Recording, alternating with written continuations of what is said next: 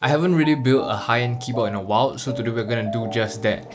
Thank you to Drop for sending over all these items. This is gonna be my next endgame keyboard for a while. For my base kit, I'll be using the Tokyo 60 V4. The Season 4 version features two new colors, and today I'll be using the black version. It is a compact HHKB style board with a sleek and seamless design, and it has a really nice premium feeling due to the anodized finish. This is the PCBA made specifically just for the Tokyo keyboard. This looks really good. I really love how the PCB looks. It has hot swap sockets and is fully programmable through QMK. It comes with a braided USB-C cable, some screws and screwdriver, and clip-in stabilizers. I added on the acrylic LED diffuser for the bottom of the case, but I ran into some troubles I'll explain later on. Instead of the clip-in stabilizers, I'll be using Everglide screw-in stabilizers. These were wholly modded and looped with Krytox 205 grade 0. Everglide Aqua Kings were the switch of my choice. I really love how they look, how they are fully transparent, and they feel really nice as well. Insanely smooth.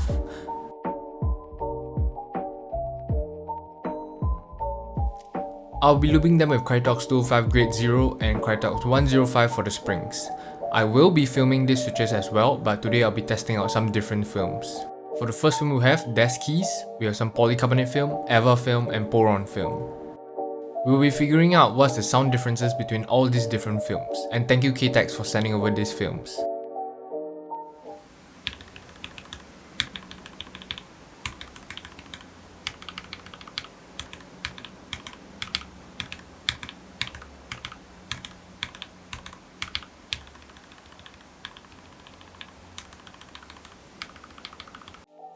I ended up going with the desk key films, so we're just gonna start off with disassembling the case. The case is held together by 6 screws and the provided screwdriver works just fine. As for the foam mod, I'll be using some Poron to foam mod this case. After preparing the foam, I decided to install the stabilizers onto the PCB.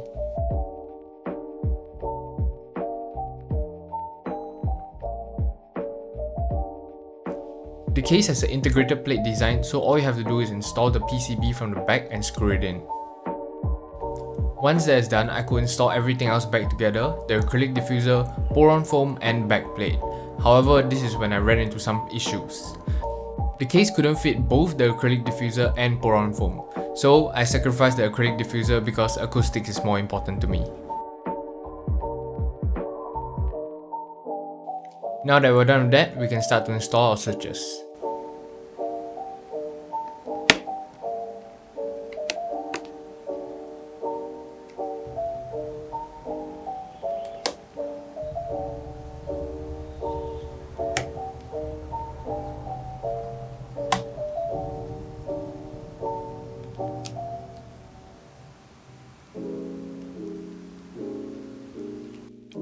I really love these switches, they look so amazing. We're gonna move on to our keycaps. I'll be using GMK laser for this set. If you didn't know, Drop actually has ready stock for GMK keycap sets, which is really insane, so go check that out. Aside from the base kit, I decided to add this set called the Gaijin because I really love those Japanese words. And of course, to top it all off, some novelties.